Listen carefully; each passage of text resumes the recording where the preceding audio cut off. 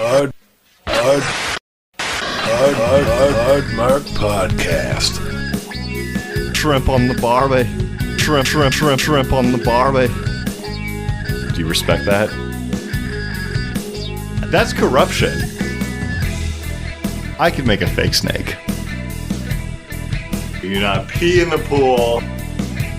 You do not pee on the barbie. All of myself is clean. Broadcasting from Ryan's unused bottle of face wash, take it away, MarkBot 5000. Hello there, Ryan. Guess what? I'm back. It's Brittany, bitch. Rick, I don't know how you put up with him and his poop smells, but you're truly a saint in my Robo eyes. This is MarkBot 5000, the Robo Homosooner, and if Ryan is so careful, I'm gonna stumble a hole in his ass and walk it dry. It might take a while because of all the unwashed butter in his dookie chute. I hope I don't get my Timberland stuck in there. Anyhow, welcome to the Hard Mark Podcast, a show where Eric Donaldson, wrestling fan of over 30 years, and former slam dunk champion on an 8-foot hoop, introduces one match per show to his little pal who has never watched wrestling. They talk about the backstory, they watch the match, and then they rank that match on their ever-growing list. And business is about to pick up. The purpose of the show is to see what happens when someone that's never watched wrestling is introduced to its most notable matches. And let's bring out the star of the show, a no-good bastard whose daddy should have taken him to the woodshed, and a true hemorrhoid on the ass of life, flying Ryan Murphy. Here's my impression of Ryan. On Sundays, I like to sniff parts, and I like to pee on myself, and I drink my pee, and my pee tastes like my poop because I don't know the difference between my wiener and my butt. I hope your heels never get better. That was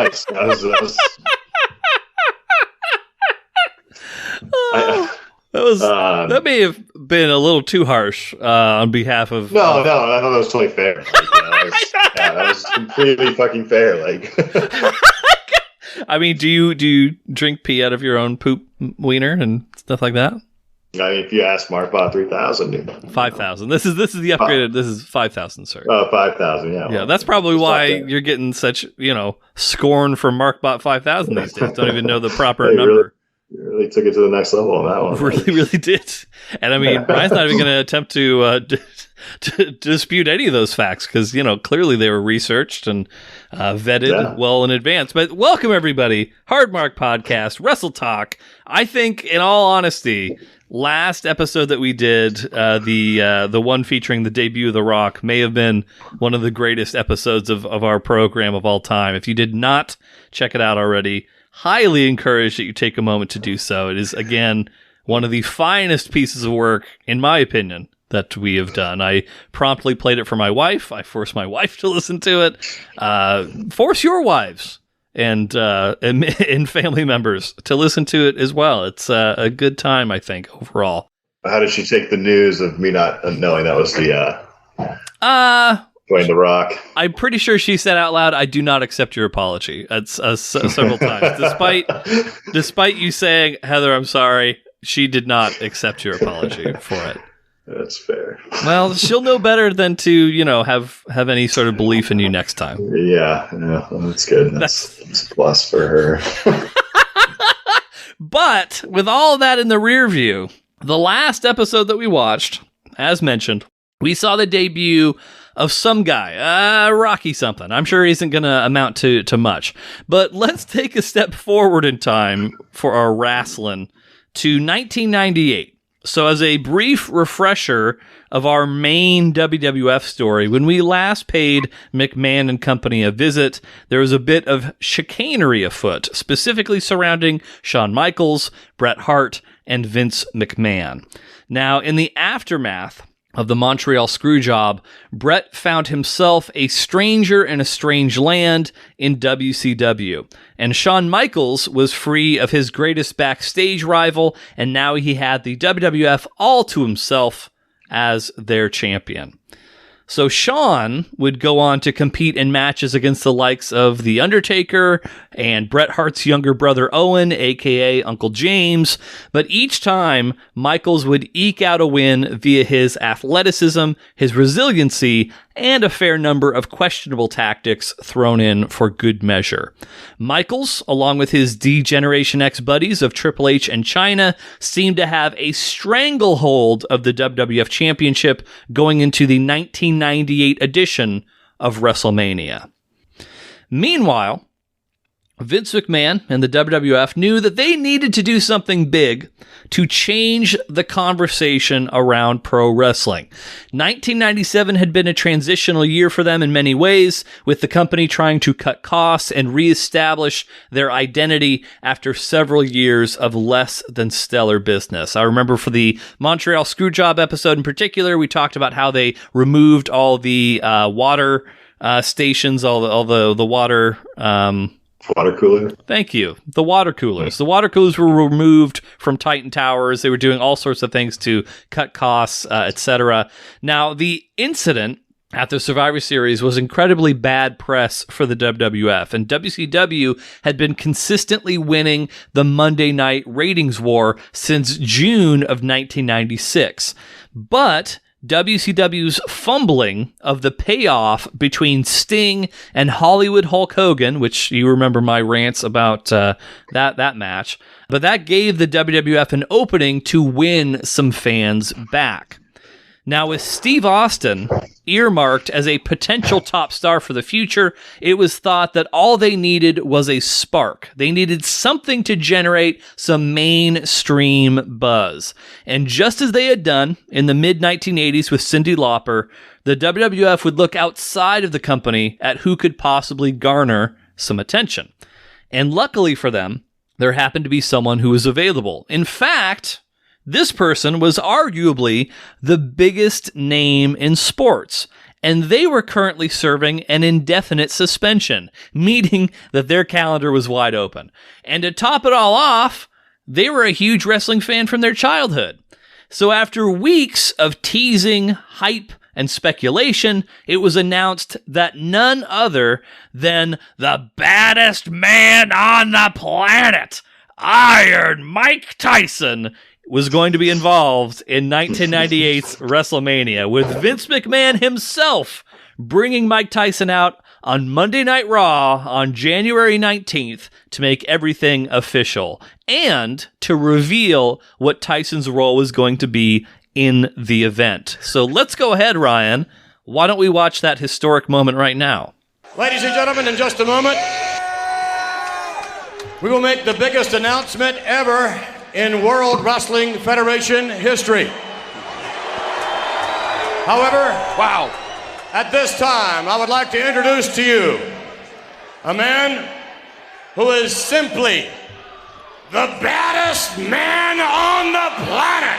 Ladies and gentlemen, Iron Mike Tyson! You can't get us. This is big, ladies and gentlemen. Mike, it is unquestionably an honor and a privilege to have you standing in a World Wrestling Federation ring. Well, it's just a pleasure for me to be here. I've been a fan. I've been following ever since I was 8, 9 years old. I'm just happy to be here. All right, now, ladies and gentlemen, the moment we have awaited, the big announcement, and the announcement is that on March 29, at WrestleMania, in this very ring, Iron Mike Tyson.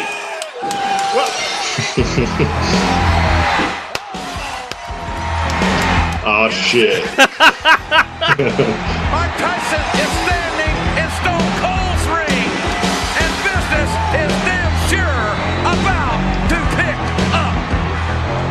I'm getting goosebumps watching this right now. I'm instantly transported to like being a kid right now. Royal Rumble. Hey.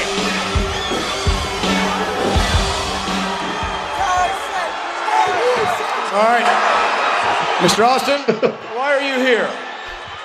Because I'm sick and tired of seeing Mike Tyson. He comes in, he's shaking everybody's hands, making friends with all the WWF superstars, and it's made me so damn sick I've been in the back throwing up. Yeah, me too. I respect what you've done in the boxing world, but Jesus Christ, son, when you step in this ring, you're messing with Stone Cold Steve Austin, and that's something you don't do. Yeah, you're on a different planet now. Let me make it short and sweet. What I'm telling you is I want a piece of Mike Tyson's ass. Whoa! I don't know how good your hearing is, but if you don't understand what I'm saying, I always got a little bit of sign language, so here's to ya. Whoa! Here we go! Tyson and Austin! Tyson and Austin! All hell has broken loose! It has hit the fan! My God! Austin and Tyson have hooked it up! Look at me, Austin! Vince McMahon said you ruined it! You ruined it! What's he talking about? Maybe McMahon's deal with Tyson has been blown thanks to Steve Austin! God, oh man. I love everything about that. Yeah. That was pretty good. I challenge anyone to not see that and like not be at least a little intrigued about like, oh, I wonder what's going to happen next. Like as a teenager watching that, I remember thinking like Steve Austin is a fucking badass. Going up against Mike Tyson. Like the way he just carried himself, like he didn't give a fuck about anything. Like he looked like a star who like should be in that spot. Yeah. What were your thoughts as we were watching that? It was probably one of the most enticing intros that I've seen. Even at Vince McMahon going at it at the end, like yes, like he went up against Vince McMahon too. He's like, shut the fuck up, like, like it was that well done. That does pique interest for sure. Absolutely. For everything that I remember, for the Hollywood Hogan versus Sting match where I just ripped it apart. Like, not that was a match or anything, but like that whole segment was just done perfectly to maximize interest. And so, of course. Go ahead. No, the entrances were so vastly different too. Like, you have one guy walking in with his entourage, everyone, and then Steve Austin just walks in. The music, he's alone. Yes. It was well done, well executed.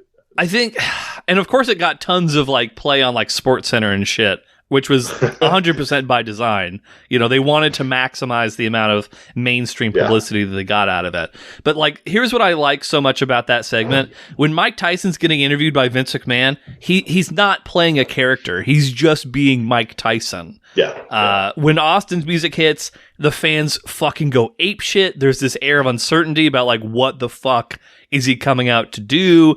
There's Vince McMahon's uneasiness that turns into fury at the end when he's just trying to like wildly kick and punch at Austin as he shouts, "You ruined it! You ruined it!" Like, it was so fucking good. Like, that segment was just perfect for what it needed to be.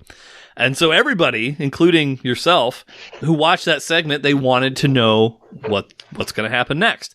And they wouldn't have to wait long, as the official announcement was made shortly afterwards that Mike Tyson was going to be the special ringside enforcer for the WWF Championship match between Steve Austin and champion Shawn Michaels, meaning that he would be there to ensure a clean one-on-one match. What could happen? Yeah. I mean, it's Mike Tyson. He's a very sensibly minded individual. I'm sure nothing could go off the rails. So this would ensure that there'd be no funny business, and anyone attempting to interfere in this match, well, they're going to have to go through Mike Tyson first. And, God forbid he bites their ears off or anything like that. Was that on your radar? I know you were young, but I'm sure you had to have known about that. Oh, I mean, I think that's what Mike Tyson is always represented, was the guy who bit someone's ear off. Like, right, sure, yeah. I know he's actually like a really good fighter, but like he was known for the, Have you ever watched like clips on YouTube of Mike Tyson? Yeah. What a scary athlete. Yeah. No. He's terrifying. Like, Like, I remember watching the documentary about Mike Tyson. For anyone who hasn't seen, I think there's actually a couple now, but there was one earlier documentary, kind of like the mid-2000s. They specifically showed clips of this fight where just at the stare down, like Mike Tyson's intensity, he looked like he wanted to kill this other person, and he always looked that way. And you could just see the fear in the eyes and in the face of his opponent. And like even then, Mike Tyson was like, "I know that I already beat him," because I saw his expression and I knew how I looked, and it was like, okay, this is already over. And just the power and the speed, and oh my gosh, just an intimidating fighter. Yep. I want to hop in the ring with him. Anyone else, fine, but like, yeah, exactly. You can hold your own against, Tyson Fury or whatever his name is, but not Mike. But so after this announcement was made, again, Mike Tyson, special ringside enforcer, kind of a secondary referee, if you will. Vince McMahon would then schedule another interview with Mike Tyson, this time with the intent of getting Mike Tyson's thoughts on his role at WrestleMania, as well as a potential prediction for the winner of the match. So, I mean, hey, we already watched the one, we might as well watch this next thing. So let's cue that bad boy up right now. Ladies and gentlemen, may I present to you the enforcer for the WWF Championship matchup at WrestleMania. And unquestionably, the baddest man on the planet, Iron Mike Tyson! So we get right down to some business here. Question is, are you going to be the enforcer, or is somebody like Stone Cold Steve Austin going to enforce his own rules in this matchup at WrestleMania? Mr. Tyson, who do you believe will win the match? Break it down.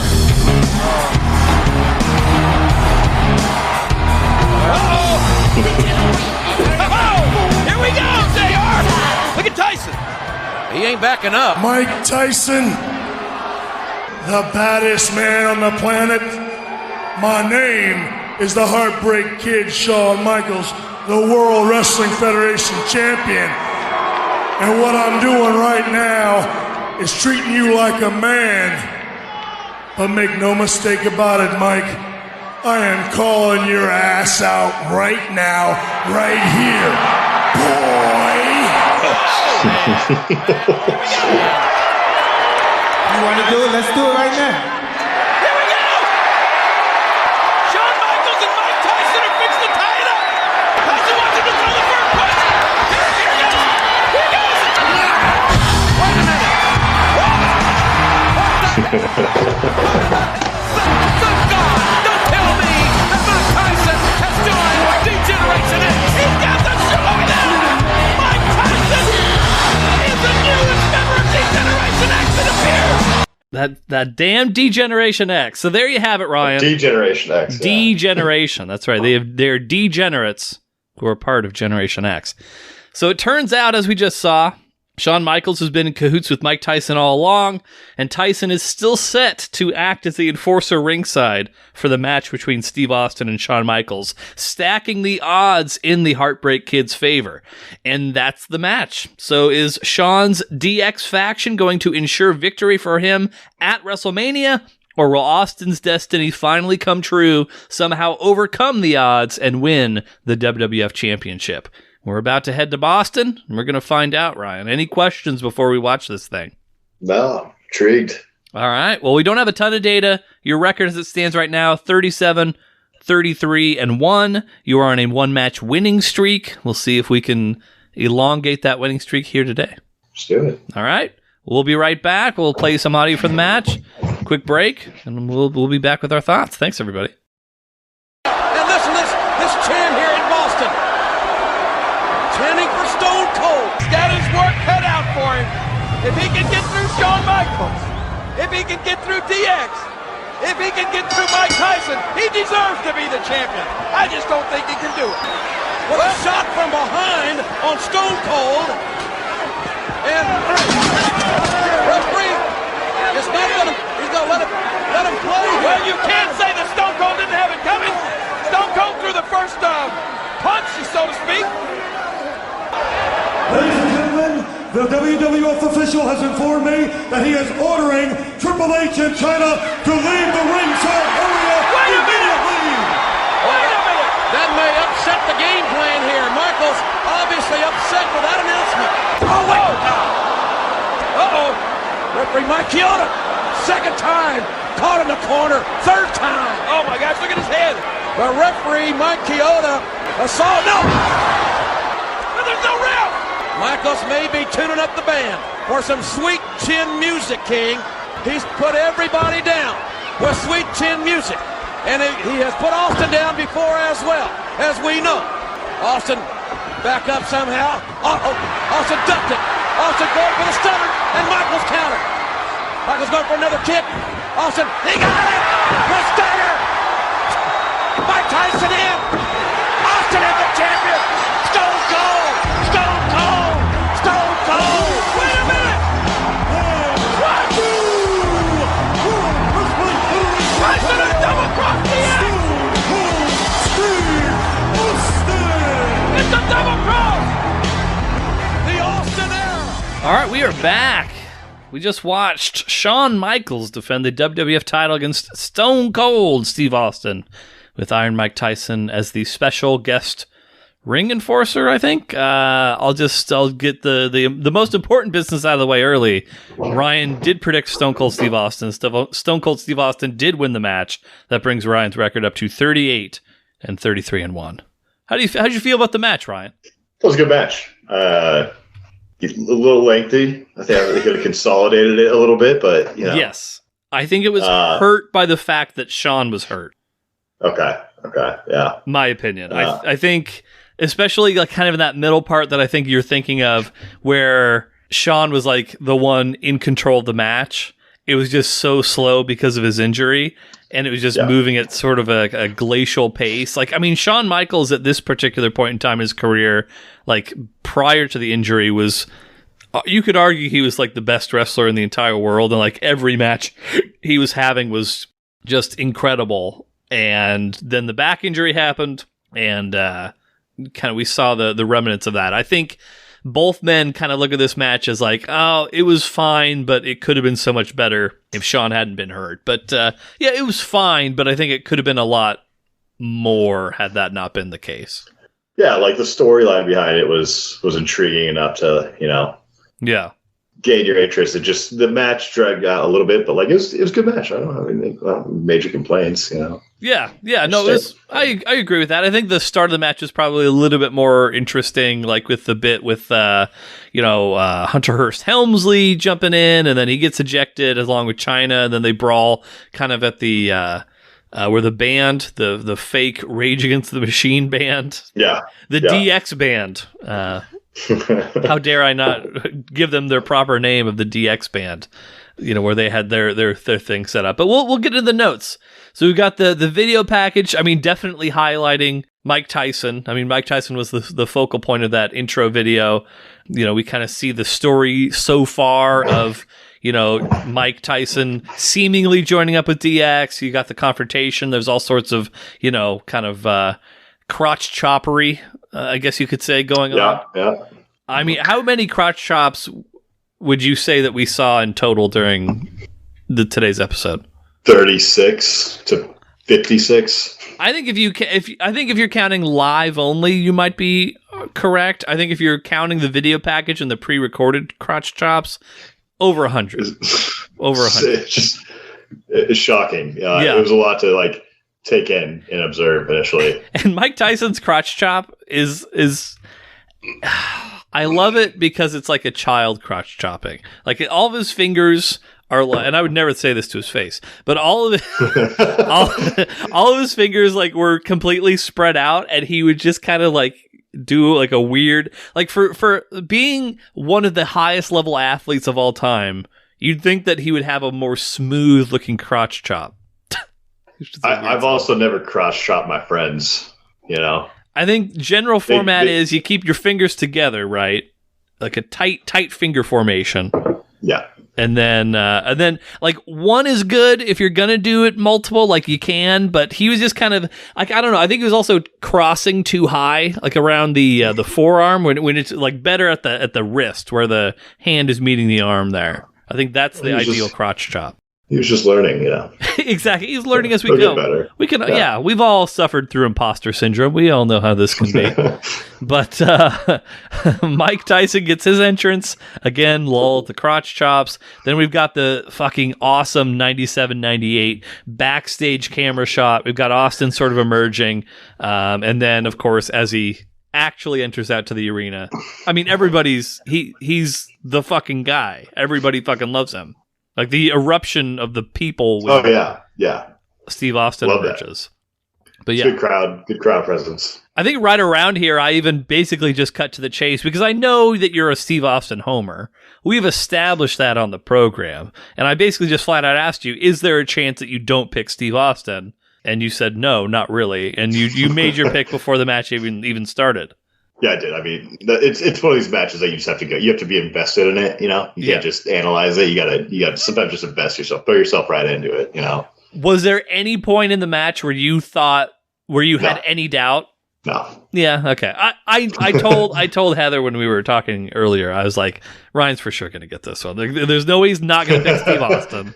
Yeah. The story's designed where he's like overcoming all these odds. Like this is just, thinking with our lizard reptile brains, we have to know that Steve Austin's going to come out. Yeah. And then DX emerges. We've got Triple H with the middle finger as Shawn gives a cheesy smile. They've got the DX band entrance, which again, DX band is the Wish.com Rage Against the Machine. The entrance. What did you think of the DX entrance? I know you were kind of laughing at one point, like, this is a lot. It's like a strobe light in your face, You have a seizure with that kind of intro. For anyone if you're listening to this, I'm sure you've at least somewhat followed wrestling. But for anyone who's not seen the DX entrance, it's the live footage of them emerging interspersed with like B-roll video footage and like things that they've done previously. So I mean, if you've never seen the DX entrance before, it can be a very, very jarring experience and like hard to track exactly what's going on. But yeah, that was all part of the sensory overload that was D-Generation X. Fitting. Very, very fitting. We've got, let's see here. So they kind of enter the thing, but so we've got, the match itself, as they start off, Shawn's hitting some jabs. He's very, confident in his jabbing ability. Clearly, Mike Tyson's been giving him some pointers as we go along here today. Mike, I guess we'll just kind of itemize it like this. As far as Mike Tyson's involvement, clearly he played a role in the very end of the match. He didn't do a lot throughout the match itself. I think I counted in my notes he did two things. One, towards the beginning of the match, he went to grab Austin's foot, but he missed. Yeah. And then there was a point where Austin was outside the ring. Tyson threw him back into the ring and gave Austin like an enormous wedgie in the process of doing it. I think I missed that. I saw the leg swipe. Yeah, the leg swipe happened, and then there was a bit later where Austin, after he got kicked on the announcer's table, Tyson forcibly like rolled him into the ring and gave him like his full ass cheek was like on display. And then, so, he's learning on the job training here from Mike Tyson. But as far as his involvement, Mike Tyson in the match itself, thoughts? I said it earlier. Like I saw that weak leg swipe. Like that was one of the weakest things I've ever seen in wrestling history. Like, and then he wasn't involved. And then even when he was supposed to be involved, he didn't hop in the ring. I thought at the end. I mean, obviously that was a little like pretty crazy. But up until that point, nothing. I asked what the point of him even being there was. Like right. Which I mean, like the point only came to fruition at the very tail end of the match. But yes, he just kind of stood there. He crotch chopped a little bit. That was about it. Yeah, we've got a little bit of back and forth between Austin and Shawn. I think the early part of the match, maybe the most notable thing, Shawn and his butt. We've seen several Shawn Michaels butt things on this program before. For sure, the latter match. People they go gaga. We even saw him take a big head over heels. He got thrown over the top rope with his butt out. Yeah, and he kind of left it that way for a little bit. Yeah, well, he didn't go back to pull up his pants at all. Like, he just kind of left it. You got to give the people what they want. You got to give the people what they want. But yeah, when his ass he gets backdropped with his ass hanging out on top of Triple H, that prompts Hunter Hearst Helmsley to attack Steve Austin from behind. He throws Austin in the barricade. Again, I think the mats on the outside of the ring had fire extinguisher shit all over them from a previous match, and so people were tending to slip around a little bit more than they ordinarily would. But this interaction prompts the referee to eject both Triple H and Chyna from ringside. Austin chases down Triple H and throws him into the band equipment, and then Shawn uses the cymbals as a weapon, which was a nice touch. It's no chair, but fair enough. Right. Well, you can see a chair every day. How often do you get a chance to see somebody getting struck by a cymbal, Ryan? Yeah, that almost never happens. Then they go back into the ring. We've got a little bit of back and forth, etc. Really, the part I think, and I made a point to kind of call it out. We didn't talk about it in the lead up to the match, but Shawn's back was hurt in January. I didn't bother showing it to you because honestly, if you watch supposedly the move that hurt his back, it doesn't look like anything. Like, you can see, okay, that's the thing. There are people who call into question Shawn Michaels' back injury. I mean, that sounds like a back injury. You don't have to do anything. You could just sleep wrong at this point once you get a certain age, and this is true. Yeah. Exactly. So I tend to side on the side of Shawn did actually have a pretty legit back injury. There was a point where he basically gets thrown into the turnbuckle and goes upside down into it, and that's the point. There's a very dramatic shift in the pacing of the match, I guess you could say, where it's normal Shawn at the start, and then he takes this turnbuckle bump, and then from that point forward, it's he's either in a lot of pain or he's selling better than anyone else I've ever seen.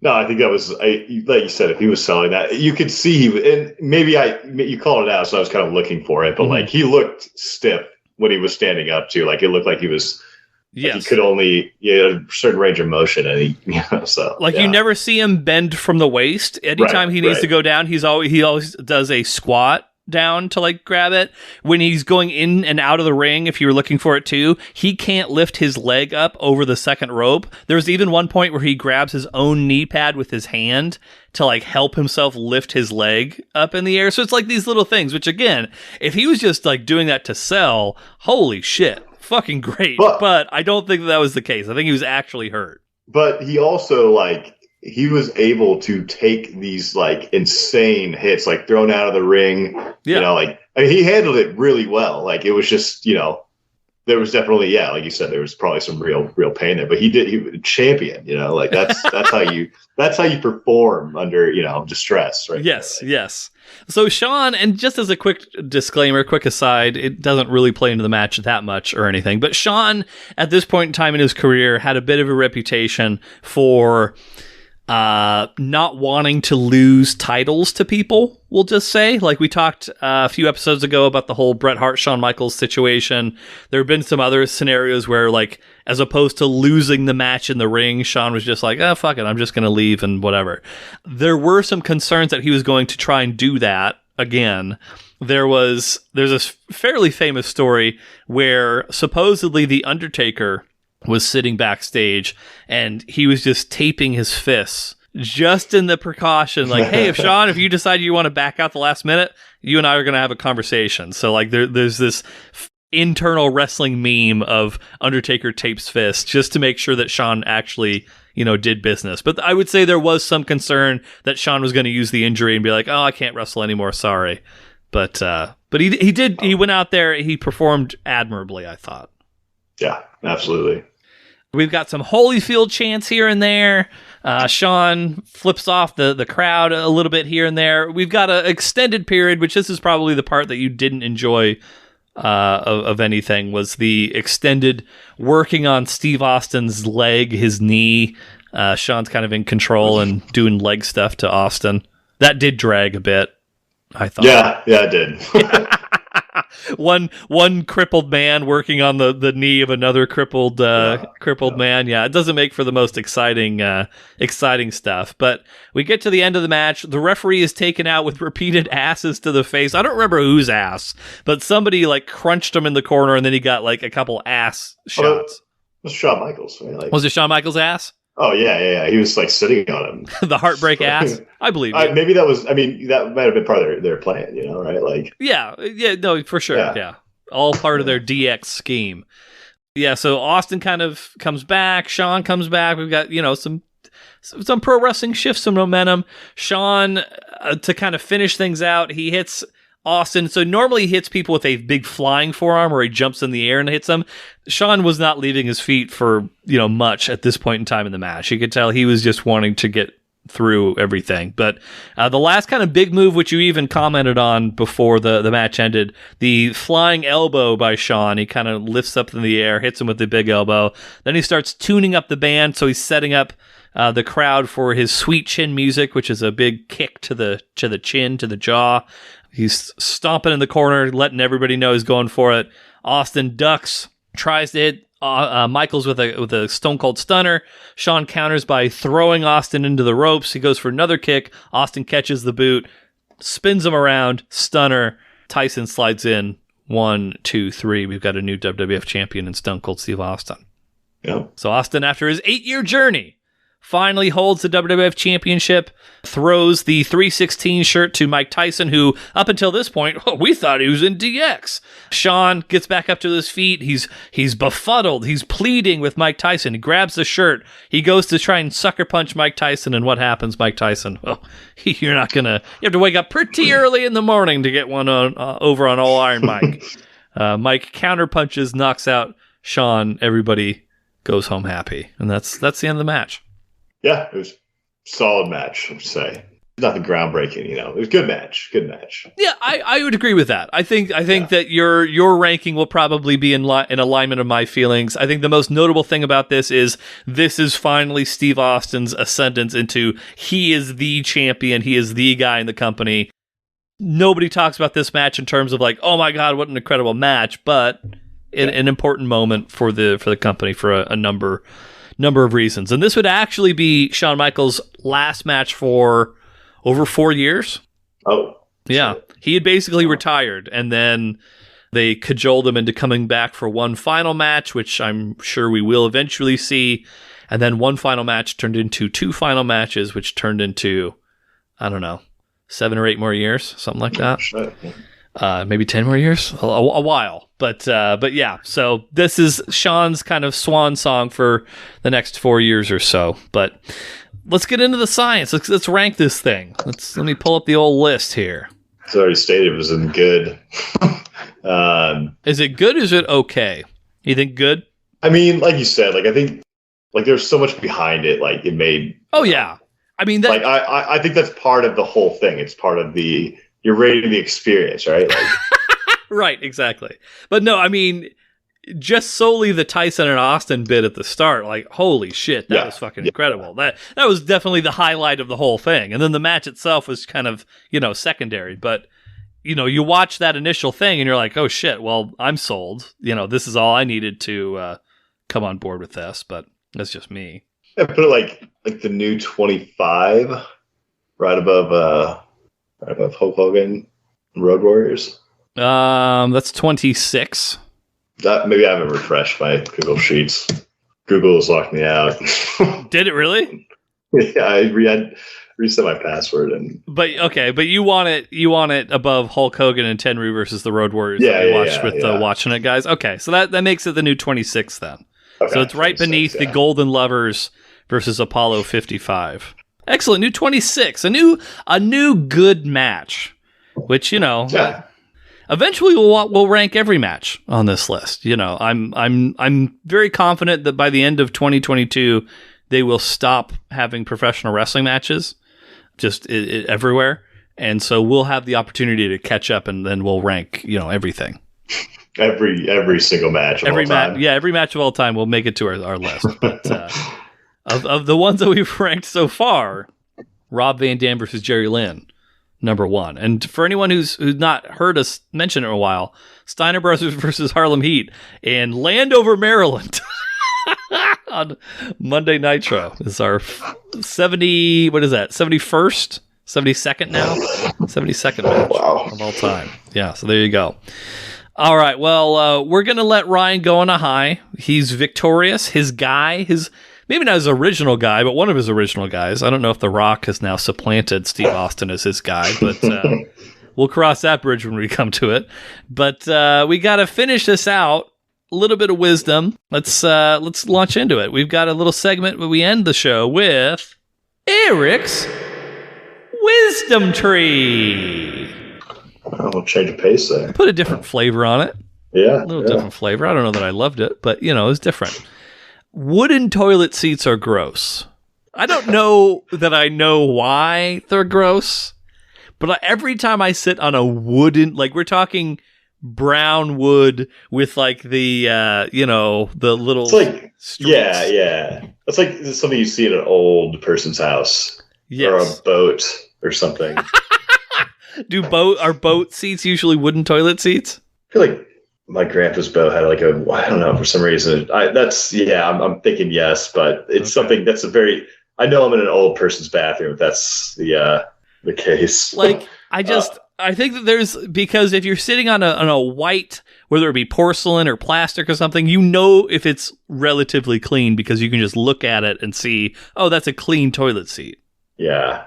If it's wood, part of me feels like, oh, well, that's going to kind of like make it harder for me to know if it's actually a clean toilet seat or not. Yeah, let's get really close and inspect it, Like, listen, I do my best. I try to keep myself clean, but like, am I going to sit here and say that I've never had the thing where like your butt cheeks, your ass crack at the top of the toilet seat that leaves a little like couple of flakes there? Like, hey, listen, we're all... Come on, Ryan. Don't get on your fucking high horse about this issue. I know that you've got some dirty butt I just got stuff. Ranted on earlier before this session. All right. Wait, you did? What, you talking about Markbot, or you talking about another? Yeah, Markbot. Yeah. I will stand on my high horse there. Right? But we've all had the situation. You sit down, especially because I've got a lot of hair, and sometimes stuff gets matted in there. But yeah, I've left like a little butt crack like thing on a seat. Before. Damn. Have you never? No, not that I recall. No. Come on, you're a liar. You're a little fibber. Okay, he's fibbing. I can tell by his face he's already fibbing. But the point is, it's like, hey, I've done that before. But then if there's like a brown wooden toilet seat, like, oh gosh, you're making this even worse for me because I know what other people do because I've done it too. Dude, this has to be somewhat uncommon, Eric. God damn it! Like, you have a serious concern here. Like, what, the butt crack thing? Yeah, like that. Are you really that like unknowing of this scenario? I've never. I would say I have never. And I mean, you look shocked. Yeah, I am shocked. You've never left butt crack debris on the top of a toilet seat. No. I find this hard to believe, sir. I find this very hard to believe. I would be shocked at myself. Had that happen. Yeah, like anytime I see it, I always like make a point to like clean it off. That's probably why you have this fucking fear of like wooden toilet seats, is because that has happened to you. Like, right. You're like, oh man. Exactly. Yeah, exactly. Like, that's why I don't have a fear of wooden toilet seats. I don't have a fear. Let's not go too crazy here. Maybe it's justified, but like never. I think toilet seats are gross in general. Like, I do think they're fucking disgusting. Like, but wooden ones are grosser than normal ones. Yeah, I mean, I'm not saying your point is invalid. Your point is fucking correct because people like you do that. Like, people like this is turning into like a whole thing where I feel like you're unwilling to open up and you're casting judgment on normal everyday working men like me. Who, sometimes we poop. Sometimes there's like poop particles that get in our upper butt crack from wiping. Sometimes that happens. And then you leave like a little residue on the upper rim of the toilet and like you clean it up. Gotta stop, man. I've got big haunches, first of all, Ryan. I got big haunches. And, when you wipe, you wipe from front to back. If you're a boy, if you're a girl, wait. No, wait. Hold on. No, girls also wipe front to back. You're especially important if you're a girl that you wipe front to back. Yes. Because otherwise you get poop in places you don't want poop. So that's the second piece of wisdom. That's bonus wisdom. That wasn't on my list. But if you're a girl, wipe front to back.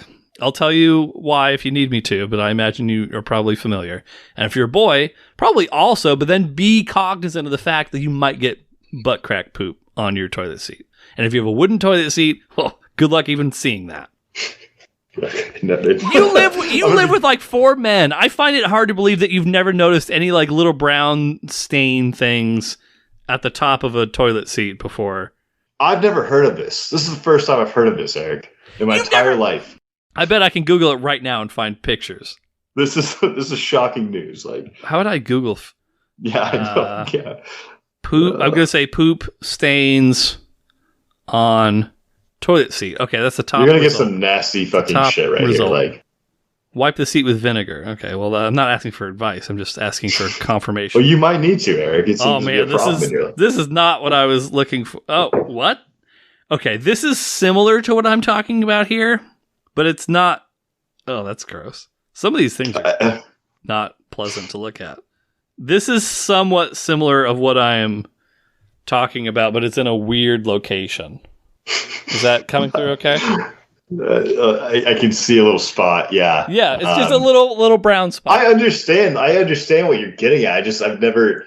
The fact that you've never heard of it or experienced it yourself once is, bizarre to me, and makes me think you're a liar. I'm not lying. I'm 100% truthful, if nothing else. I will be contacting your new employer and letting them know that you are a liar. He claims that he's never left poop debris on toilet seats. We all know that's a lie. Unless your butt is like the butt of a newborn baby and just totally hairless. I don't even know how to respond to this at this point. Like, I just don't. I'm all out of like things to fucking say. Like, I've learned a lot today.